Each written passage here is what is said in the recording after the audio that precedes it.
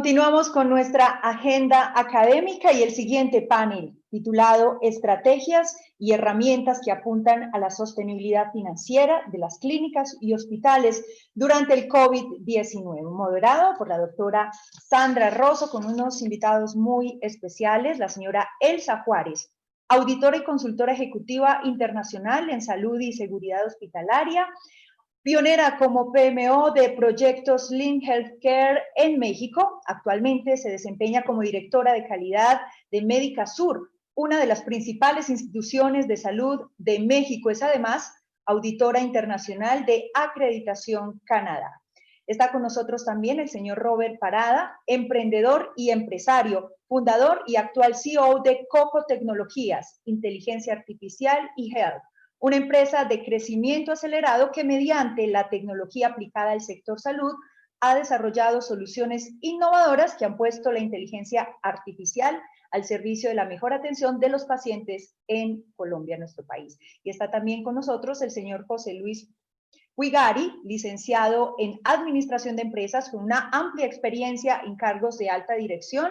Durante los últimos 15 años se ha desempeñado como director general y CEO del Hospital Universitario Austral, segundo mejor hospital de Argentina y 10º en América Latina, según el más reciente ranking de América Economía. Y quiero hablarles también de la doctora Sandra Rosso. Ella es la anfitriona del Smart Health Latam Summit.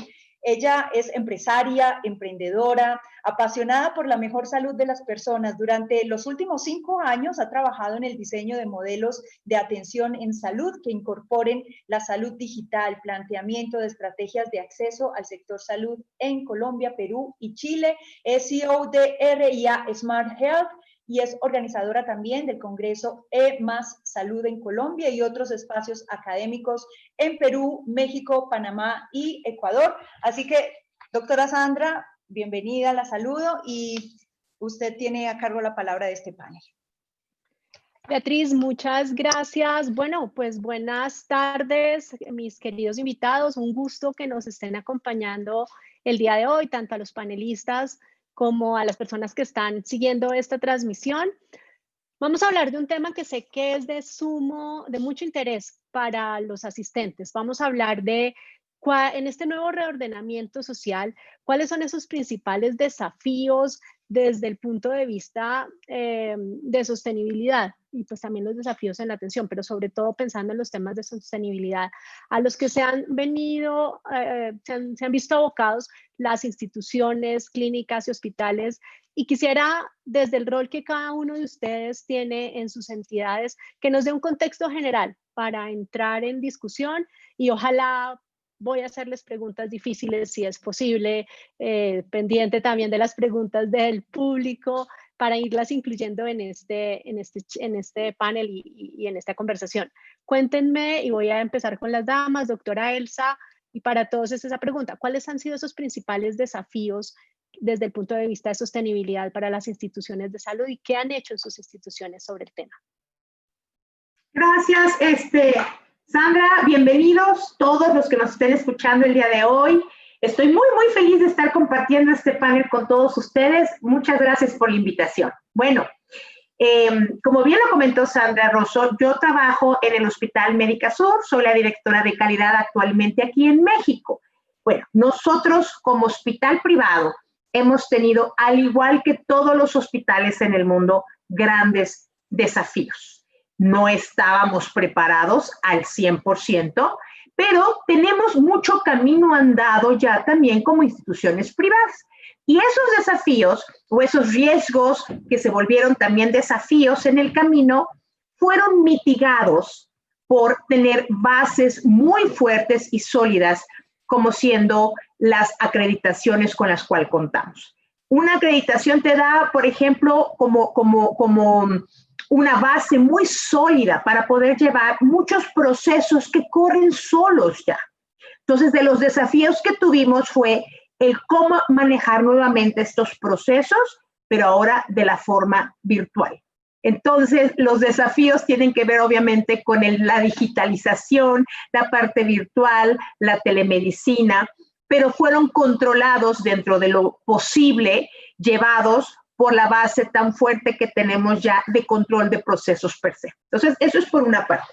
Y más desafíos, bueno, pues primero comentábamos en alguna plática, en alguna charla al inicio de la pandemia, que me hicieron favor también de invitar a Sandra y Franco, por ejemplo, ¿de dónde sacar la información? ¿No? Entonces, uno de los grandes retos que hicimos fue la información, sacarlos de las fuentes fidedignas de cada uno de nuestros países, de la Organización Mundial de la Salud, por ejemplo, de universidades prestigiadas que tengan investigaciones, por ejemplo, en el uso de fármacos, ¿no? Y de ahí se vinieron desarrollando entonces fuentes de información, bibliología especial, que también fue uno de los desafíos al inicio de esta pandemia. Esto es lo que quisiera compartir por el momento con ustedes. Muchas gracias, muy interesante. Aquí ya tomé nota para retomar algunos de esos elementos ahora. Mi doctor José, desde Argentina, cuénteme, por favor. Bueno, muchas gracias y gracias, es muy grato compartir este rato con ustedes.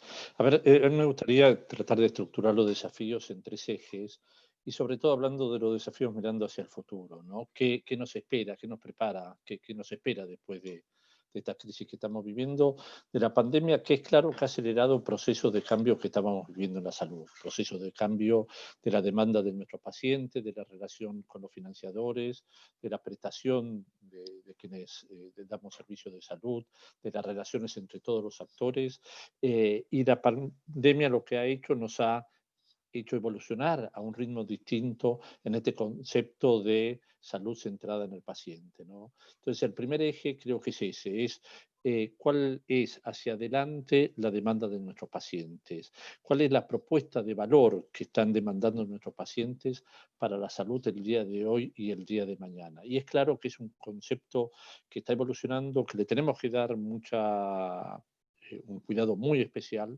pensarlo mucho, porque entre otras cosas tenemos que recuperar la confianza de los pacientes para que vuelvan a las instituciones. Por lo menos en nuestro país, durante un trimestre nos dedicamos a decirle no venga a los hospitales, quédese en su casa, es el lugar y el comportamiento más seguro.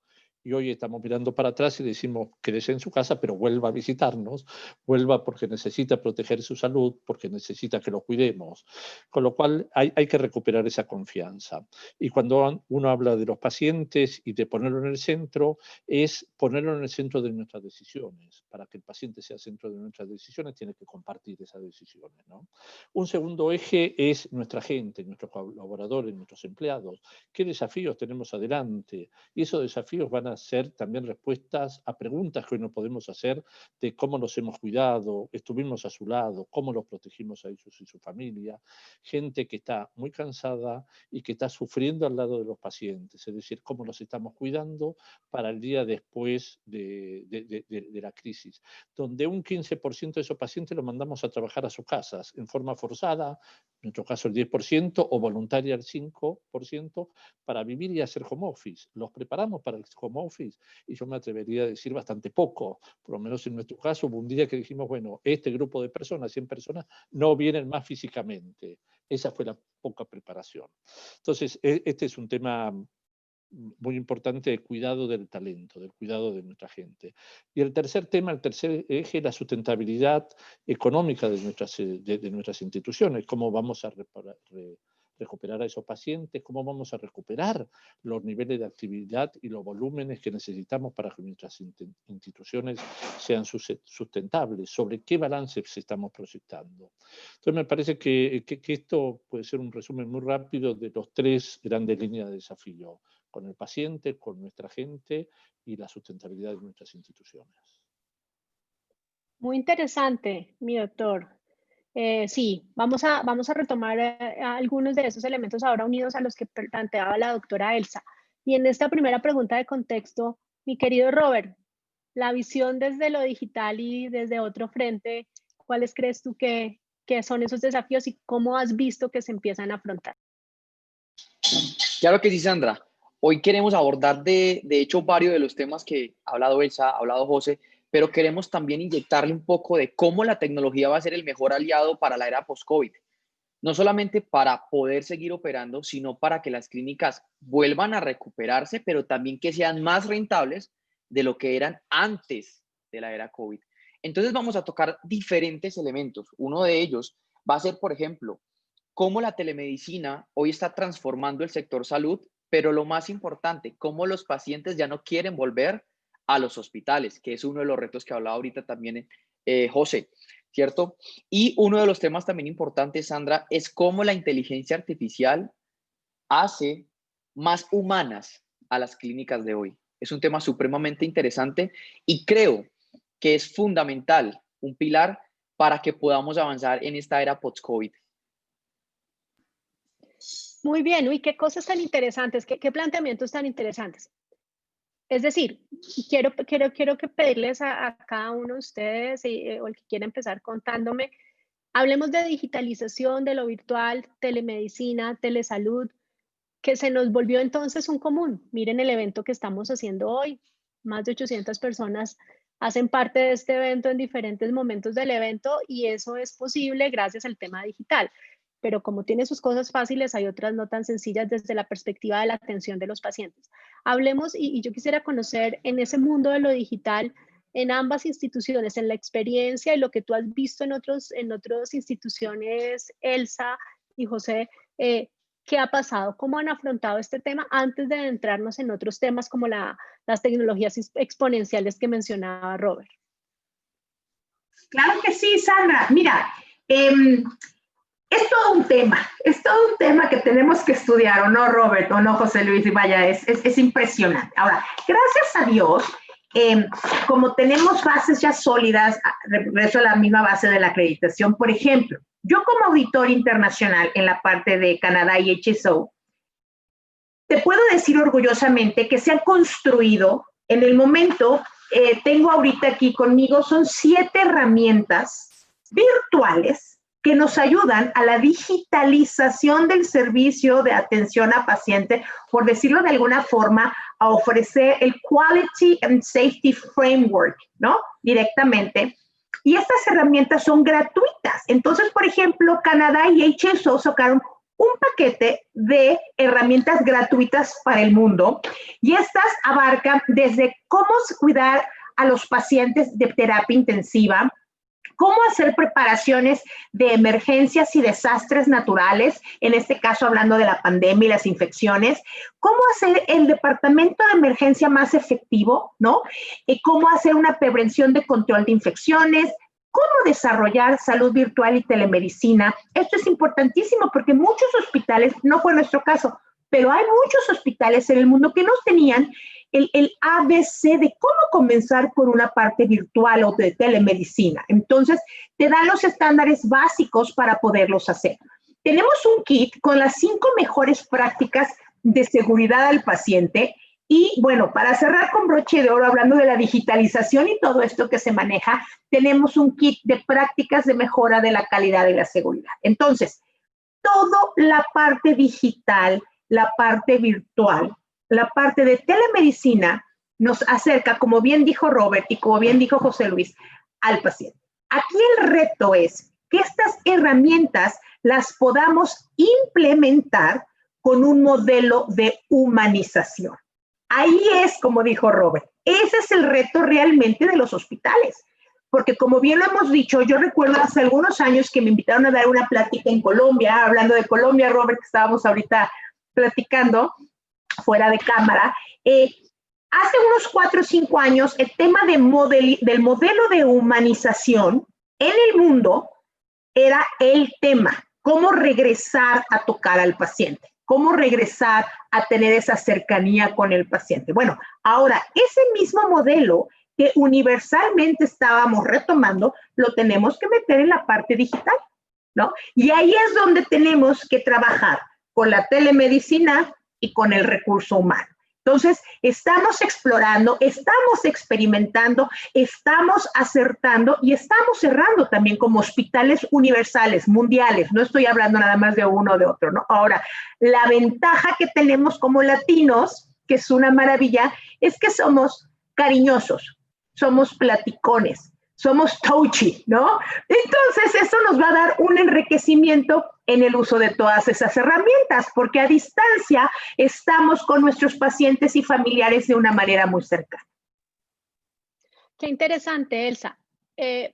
Podemos compartir ahora los links, las rutas de acceso para esas herramientas, porque yo sé que la audiencia va a querer entender y conocer un poco más del tema.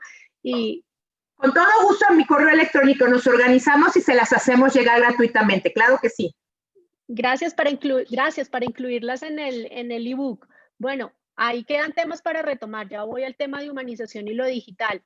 Pero mi doctor José, cuéntenos ustedes, dado el tipo de hospital, el momento que en este momento afronta Argentina en este tema de la pandemia, ¿cómo han aprovechado, qué desafíos han tenido en este tema de telesalud, telemedicina y pasarnos a un poco más a la salud digital? Bueno, precisamente es una de esas tendencias que un poco hablábamos al principio, ¿no? Que ha venido para quedarse. Para quedarse como está hoy, seguramente que no, porque va a ir a un equilibrio, como recién hablaban, entre lo que es la virtualidad y lo presencial, ¿no? Pero son tendencias que de alguna forma están siendo probadas, desarrolladas y también aceptadas por nuestros pacientes y también por nuestros empleados. Yo quería referirme que gran parte de la base de estas herramientas es el desarrollo de los GIS, de los sistemas electrónicos de salud, ¿no? Nos hubiese sido, en nuestro caso, somos una institución universitaria sin fines de lucros, muy difícil ir a un esquema de virtualización sin haber tenido un sistema informático atrás que lo facilitara, que lo permitiera. Quizás uno de los impactos más fuertes que tuvimos es todo lo que es telemedicina, videoconsulta, que lo veníamos haciendo a un ritmo muy lento, a los golpes, de forma difícil, con instituciones médicas de tipo gremial que se oponían cómo lo van a atender desde un teléfono, desde una pantalla, y la pandemia se llevó todo puesto.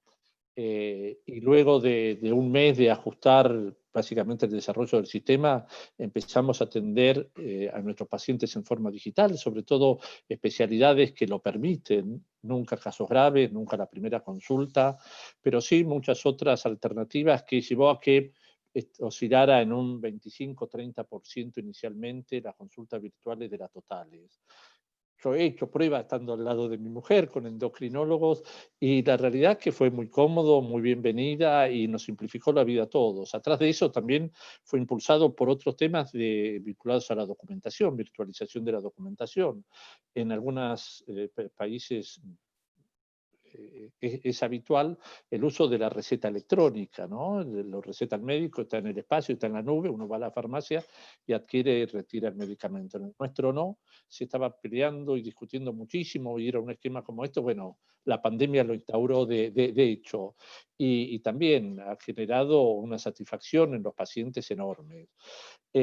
Todo lo que es el home office, uno ha aprendido, y yo he aprendido de mis hijos, básicamente, que son los que hacían home office de forma habitual, que es posible trabajar desde la casa, ser eficiente, ser ordenado, ser muy productivo, y no hace falta necesariamente para un determinado número de actividades ir todos los días físicamente al trabajo con el desplazamiento tan complicado. Creo que tanto México como Bogotá y Buenos Aires son todas ciudades complicadas para moverse, con lo cual poder disponer de esas 2 horas que puede significar la movilidad diaria es importantísimo. Entonces, desde el punto de vista de la institución, del paciente y de los empleados, creo que hay herramientas que son muy valiosas, muy aptas, que tienen que seguir madurando, que la tenemos que poner en un contexto seguramente de un mayor equilibrio, ¿no?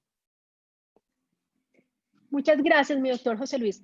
Claramente la sostenibilidad, bueno, este nuevo reordenamiento social y pensando en sostenibilidad nos implica poder combinar en forma efectiva el mundo o esa forma de atención virtual o digital o por telesalud, telemedicina, con obviamente muchas actividades presenciales que no podrán suplirse y que no pueden reemplazarse.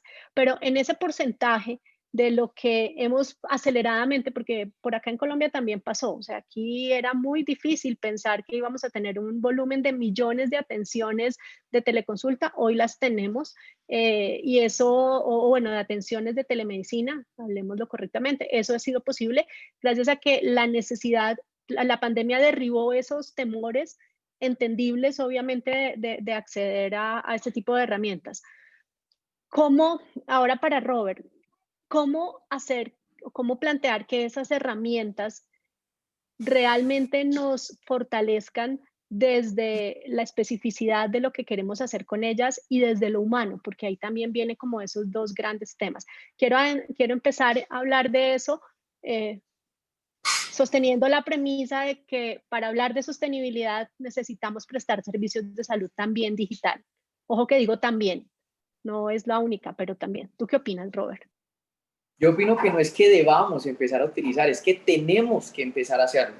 Ahorita José decía, íbamos muy lentos, a un ritmo muy lento para implementar eso. Ahorita Elsa decía, somos muy de touching, somos muy cariñosos los latinos, sí, pero de todas maneras tenemos que aprovechar que el COVID nos impulsó y ver en esta crisis una oportunidad de poder avanzar rápidamente en procesos de implementación, no solamente de telemedicina, sino de inteligencia artificial, sin tener el miedo, Sandra, sin tener el miedo en que la robotización o la inteligencia artificial te va a dejar de ser humano, te va a dejar de ser humano, te va a dejar de tener una relación bonita con el cliente, porque cuando nosotros implementamos todos estos procesos en clínicas, Sandra, es una de las mayores premisas, es una de las mayores dudas y tal vez barreras de las gerencias o de las direcciones, y es que esta clínica es muy humana, es que esta clínica quiere continuar con el contacto con el paciente, pero ojo, la inteligencia artificial no te va a quitar eso.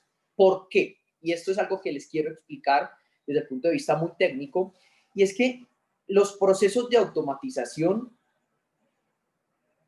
apelan a los procesos humanos que son repetitivos y poco humanos, y poco de touching, poco de interacción, poco de analítica. Es decir, todo lo que se puede automatizar es básicamente lo que el ser humano lo hace de manera repetitiva, ¿cierto? Por ejemplo, una asignación de una cita médica o un paso a un proceso de telemedicina es lo más automático que puede haber. Hay personas en los contact centers contestando teléfonos simplemente diciendo, hola, ¿qué más? Bien, te agendo tu cita. Eso es lo menos humano que hay. Cuando tú automatizas, ¿qué puedes hacer? Pilas. Esas personas que tenías contestando para hacer procesos automáticos, las pones a atender mejor a tus pacientes. ¿Ok? Entonces las líneas telefónicas o los contactos de call center se convierten en inclusive médicos atendiendo pacientes a través de teléfono, enfermeras haciendo chequeos, ¿cierto? O haciendo programas de promoción y prevención. Entonces, esa inversión que tenías para un proceso que era completamente automático, ahora la destinas para un proceso completamente humano. Entonces, es eso. ¿Cómo quitamos trabajo automatizado y cómo ese tiempo humano de personas que pueden pensar, analizar, con palabras sensibilizar con el paciente, puede ser usado de esta manera? ¿Cómo? Poniéndolas enfrente de cara al paciente para atenderlos de una mejor manera, valga la redundancia. Entonces, traigo apelación lo que decía Elsa, traigo apelación lo que decía José.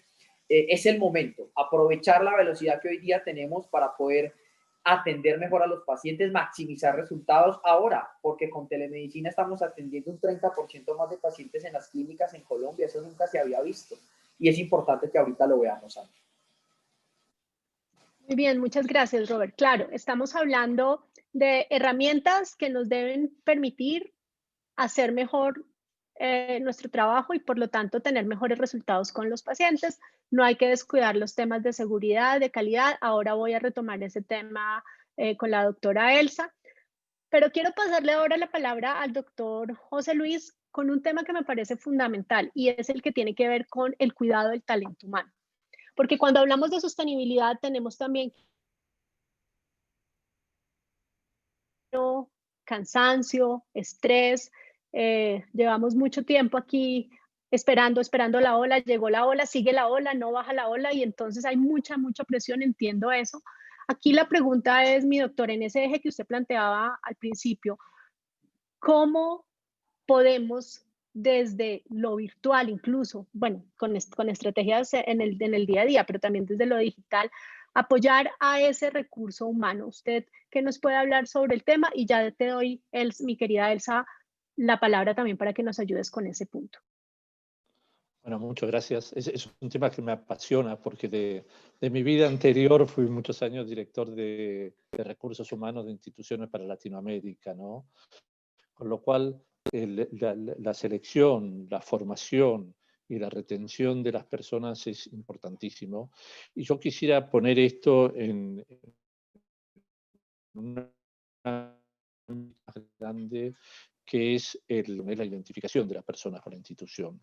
En esto no hay soluciones mágicas para enfrentar el problema que estamos viviendo, porque tenemos que innovar constantemente. Repasando, yo estoy en medio de una mudanza personal, y repasaba algunos libros leídos a lo largo de la vida de uno de estos temas, y dice, hay muchos que perduran, pero la cantidad de veces que han cambiado las cosas, desde aquellos libros que nos contaban las experiencias de las empresas más exitosas del mundo, In Search of the Excellence, creo que son alguna que otra que queda hoy viva y sigue siendo exitosa, ¿no? Con lo cual nos demuestra esta necesidad de que nos tenemos que renovar constantemente. Y hoy nos enfrentamos en este tema del cuidado de las personas frente a un gran enemigo, que es un enemigo desconocido, oculto, que es la incertidumbre. Lo que más le duele, lo que más lastima hoy a la gente que está en el frente de batalla es que a uno le preguntan ¿hasta cuándo esto? ¿Cuándo lo vamos a superar? ¿Cuándo vamos a vivir sin el COVID? Lamentablemente la respuesta la conocemos bien, y es no vamos a vivir sin el COVID, vamos a convivir con el COVID. Entonces tenemos que aprender a convivir. Y el otro tema también fundamental es que este tema de la retención, del desarrollo del talento, el cuidado de las personas, no depende de un área funcional de recursos humanos o de personas. Depende del liderazgo de la institución, depende de cada persona, depende de cada jefe. Es la única forma de entenderlo en el mundo de hoy. Esto nosotros tratamos de trabajar bastante esto en profundidad dentro de la universidad, una universidad además donde el cuidado de las personas está muy presente, de crear comités de bienestar, de sumar personas para pensar en las demás personas. Tema de presencia y comunicación. Esto me contaba un colega de ustedes, los colombianos, que él, una práctica habitual, tenían todos los días, van a una de las áreas críticas, y cuando la gente se está yendo, los paran y hablan con ellos 5, 10, 15 minutos, nada más que para agradecerle y para valorar lo que hacen. El no perder de vista en medio del dolor que estamos viviendo la posibilidad de celebrar con la gente y de agradecer, no dejar de lado esto. Temas específicos de apoyo a la gente, de salud mental, de agradecimiento, testimonios de personas públicas que hayan pasado por la institución, acompañar a la gente con información sobre la evolución de la enfermedad, del tratamiento, grupos de asistencia espiritual a la gente, de apoyo espiritual, que son tan valiosos, ayudar a los jefes a que tengan un liderazgo empático con su grupo de personas. Es decir, de nuevo, en la medida que a la gente nosotros la vamos a sentir, la hacemos sentir cerca nuestro, y nosotros cerca de la gente, creo que vamos logrando ese compromiso, esa identificación y esa capacidad de la gente para superar el difícil momento que hoy estamos viviendo. Es imposible seguir hablando, poder resumir en pocos minutos todo lo que uno quisiera decir, pero creo que es un tema absolutamente clave en el liderazgo actual que debemos ejercer.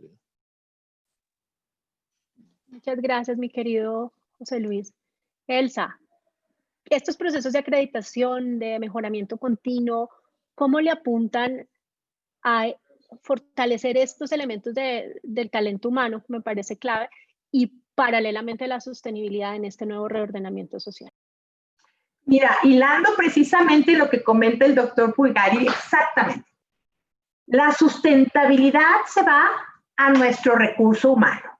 Eso es cierto. Y el agradecimiento debe de ser todos los días a todos, a los que están en el frente de batalla y a los que estamos tras bambalinas, como decimos en México, porque hacemos el apoyo para los que están en el campo de batalla. Lo que estamos haciendo en Médica Sur con mucho éxito ha sido realmente una reestructuración del proceso del desarrollo del personal, del plan de desarrollo personal de recurso humano. Porque ahora, forzosamente, como bien lo dijo Robert, nos empujaron a la parte digital. Unos ya estaban súper adentro y otros estábamos adentro y otros estaban allá afuera. Entonces, la plataforma para desarrollar nuestro desarrollo personal de recurso humano empezó desde enseñar la digitalización.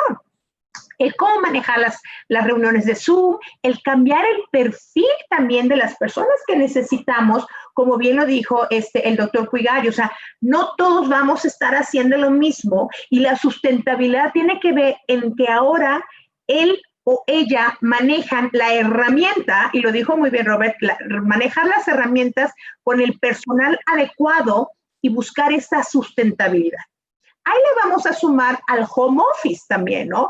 Y en México, yo les puedo hablar de lo que se ha hecho en nuestro país.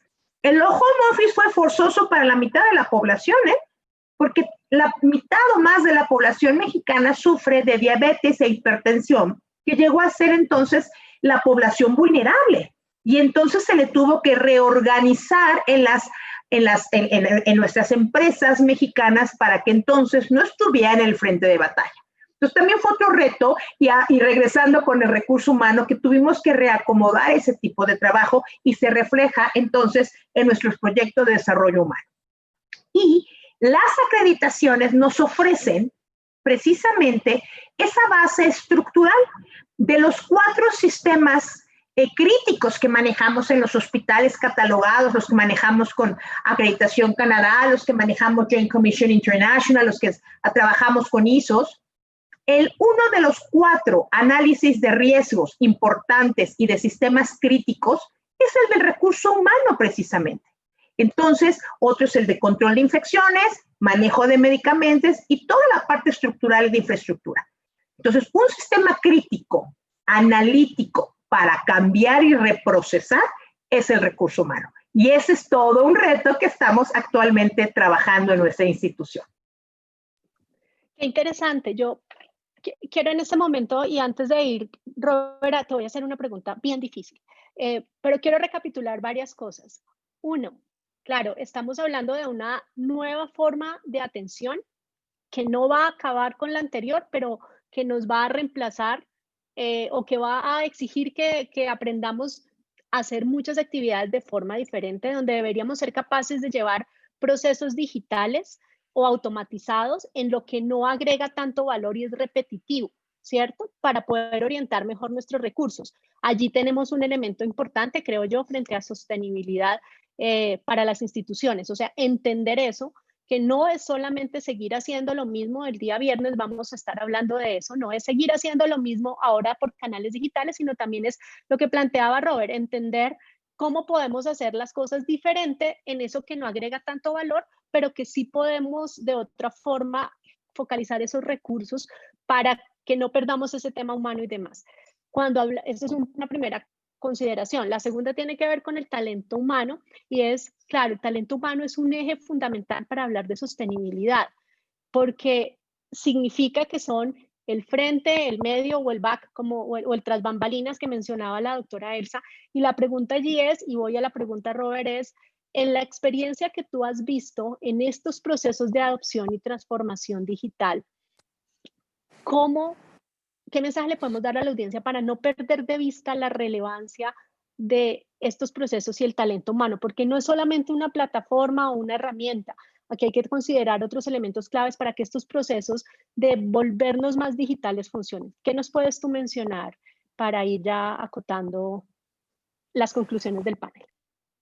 Generalmente, cuando tú te encuentras con el gerente de una clínica, muchas veces su profesión es que es médico y es muy teso y muy especializado en todo lo que tiene que ver con la ciencia. Y cuando llegamos a implementar temas de tecnología, muchas veces, de hecho, hace 2 o 3 días que estuve reunido con un gerente en Santander, me decía, yo no sé nada de tecnología, a mí no me hable de eso, háblese con Pepito porque yo no tengo ni idea. Entonces, el mensaje más importante que les quiero dar hoy, Sandra, a todos los asistentes es, si bien tú eres médico y tu especialidad es científica, debes tener la apertura para poder entender y evolucionar en lo que hoy el mundo nos obliga, y es una transición tecnológica. Yo les quiero poner un caso, simplemente un caso de éxito que hoy en día es testigo y testimonio de que sí se puede. Una institución que tenía que atender, les voy a decir, pacientes de VIH, programas mensuales de seguimiento con esta patología. ¿Qué pasó con la pandemia? ¿Qué pasa si no se atienden esos pacientes? ¿Qué pasa si esos pacientes se desplazaban presencialmente a ver su cita?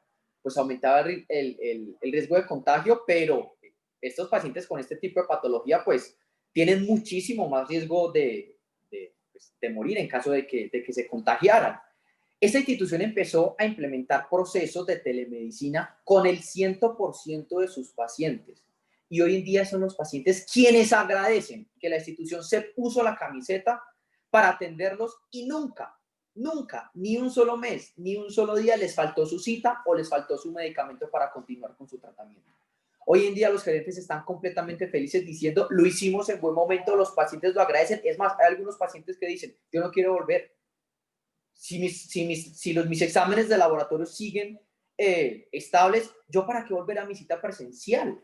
Entonces, de alguna manera, sé y soy consciente que en algunos casos, con algunas patologías, no es tan fácil hacer telemedicina. No lo es. Y deberán seguir haciendo su consulta presencial. Pero aún con telemedicina podemos seguir cumpliendo con los principios básicos de humanización, el respeto, la beneficencia, la justicia, la no maleficencia, ¿cierto?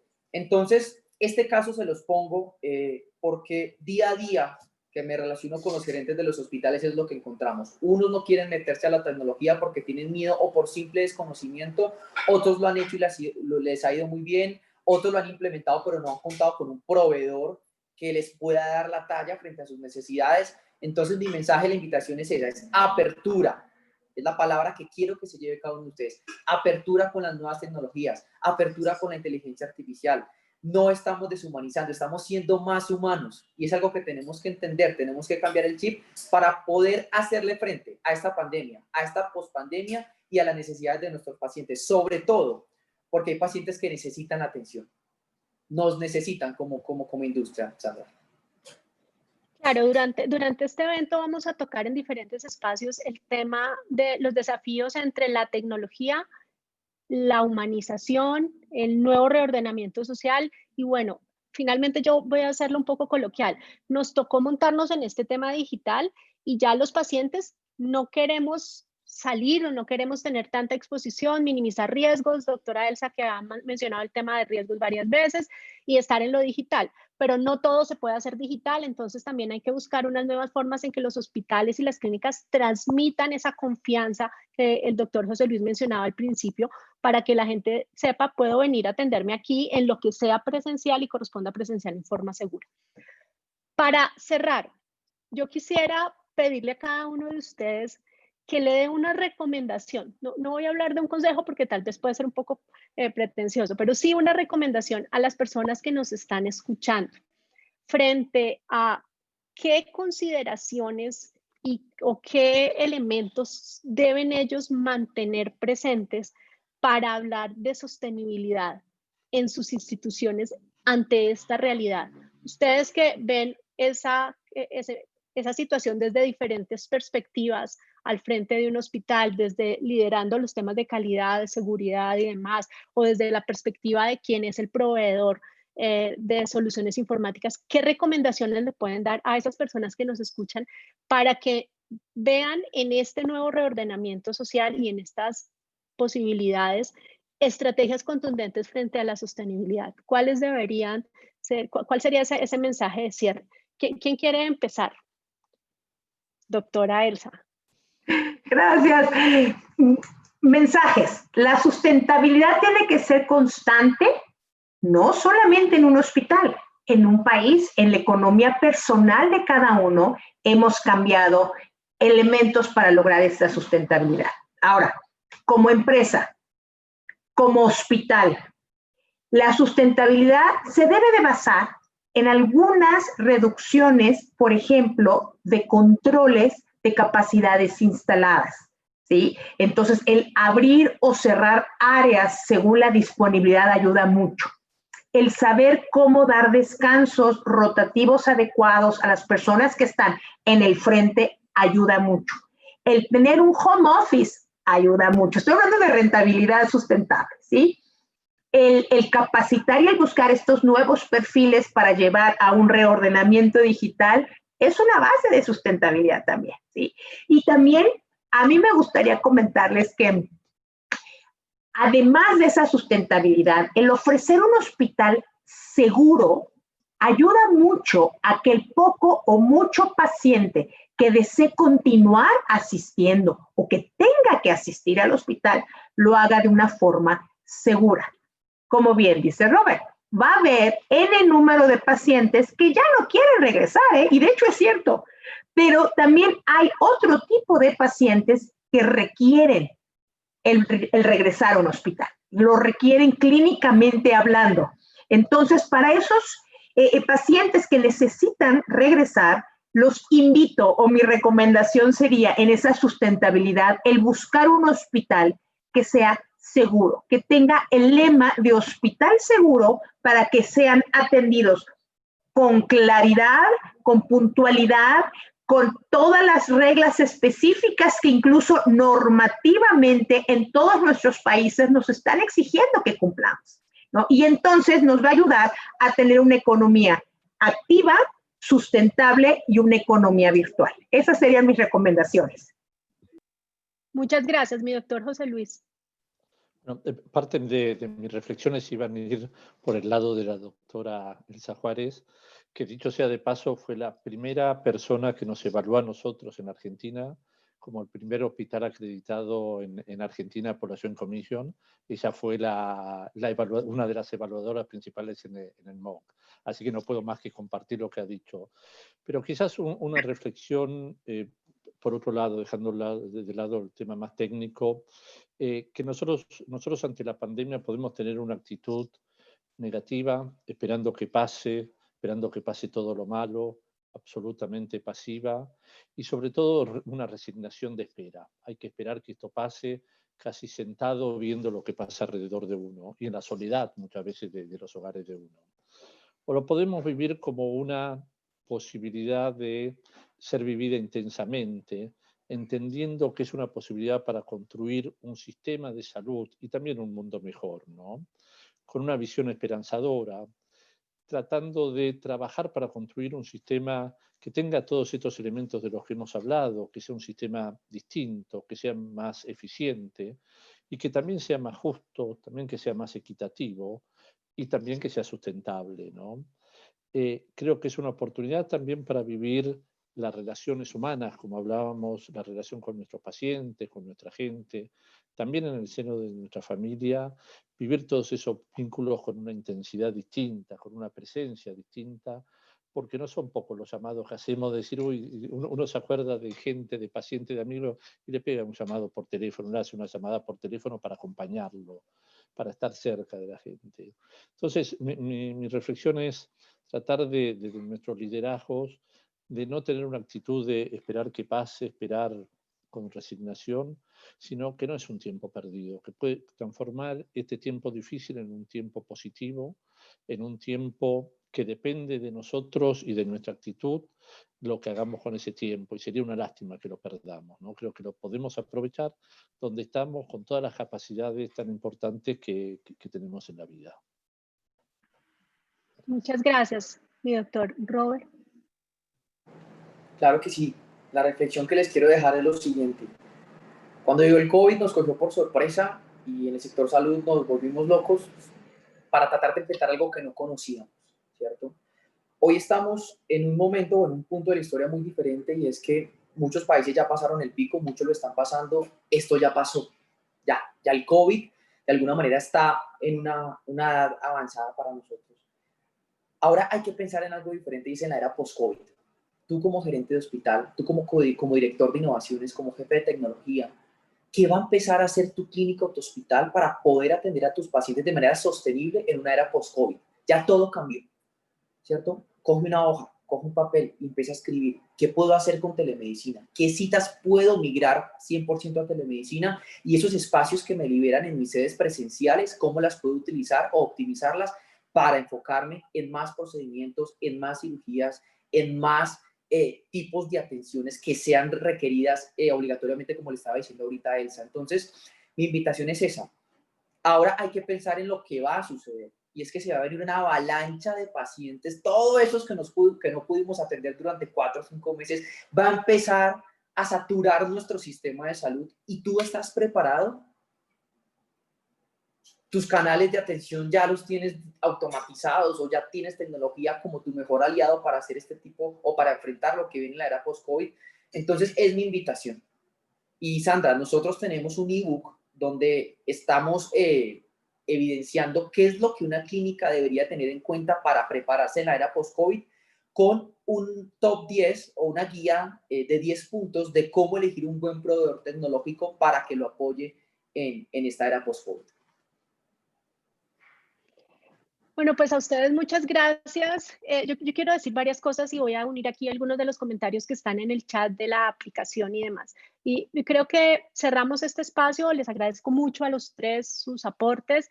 Y quiero resaltar varias cosas. Primero es, lo digital llegó para quedarse y tenemos que pensar si como está quedándose es la mejor forma o si tenemos que trabajar en que esta atención digital sea más segura, más confiable y realmente que podamos migrar hacia lo digital para que tengamos procesos que agreguen valor.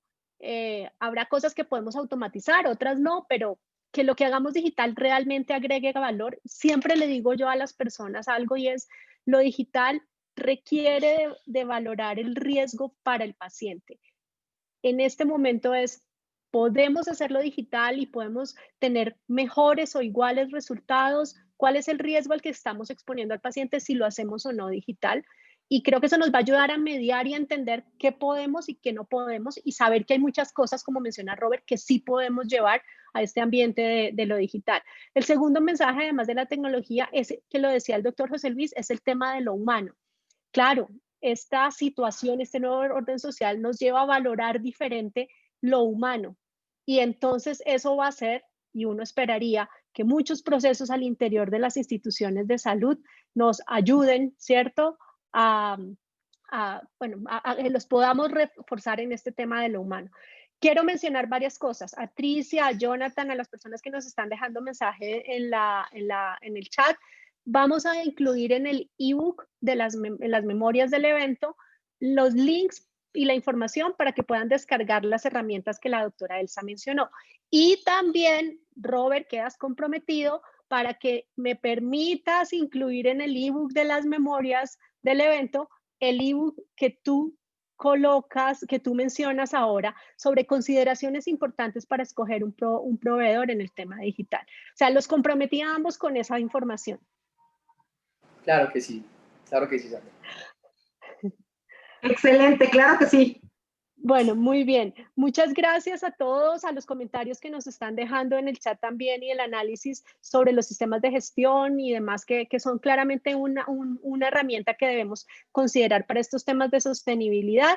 Y finalmente decirles que podremos entender y conocer nuevos caminos para la sostenibilidad si también podemos desaprender y ver diferente cómo es que vamos a atender los pacientes. Creo que aquí hay un mensaje que todos han mencionado y es la necesidad de ser más flexibles en cómo nos manejamos al interior de las organizaciones sin que flexibilidad signifique que no seamos seguros, pero la capacidad de ser flexibles es lo que puede dar mayor posibilidad de ser sostenibles. A los tres, gracias infinitas por acompañarme. A la audiencia, gracias por estar por aquí nuevamente conectados. Vamos con el último espacio académico del día de hoy. Ay, voy a mencionar algo, perdóname Beatriz. Mañana tenemos un taller al cierre de la jornada de mañana donde vamos a hablar de los temas de calidad, sostenibilidad, calidad y acreditación y seguridad. Allí para los que me están preguntando, no se pierdan también ese taller. Ya me voy. Gracias, Beatriz. Ya a todos, gracias. Gracias, doctora Sandra Rosa, a todos los panelistas por estar aquí hoy con nosotros en este primer día del Smart Health Latam Summit. Y vamos a terminar nuestra jornada de hoy con el siguiente panel, titulado Transformación Digital y Dispositivos Médicos, un cambio inevitable, moderado por Lorena Bustos. Ella es especialista en comunicaciones corporativas con una amplia experiencia en el diseño y ejecución de proyectos de comunicación. Actualmente se desempeña como directora de Labcom, agencia digital de comunicaciones especializada en salud y tecnología. Los panelistas invitados son el señor César Galindo, profesor de la Escuela de Ingeniería Civil Biomédica de la Universidad de Valparaíso, en Chile, coordinador del Laboratorio de Sistemas de Información en Salud, consultor y especialista en estándares de interoperabilidad en salud, consultor y especialista en estándares de interoperabilidad en salud. Es también subdirector en el Centro Nacional de Sistemas de Información de Salud, CENS, y actual presidente del capítulo chileno de HL7.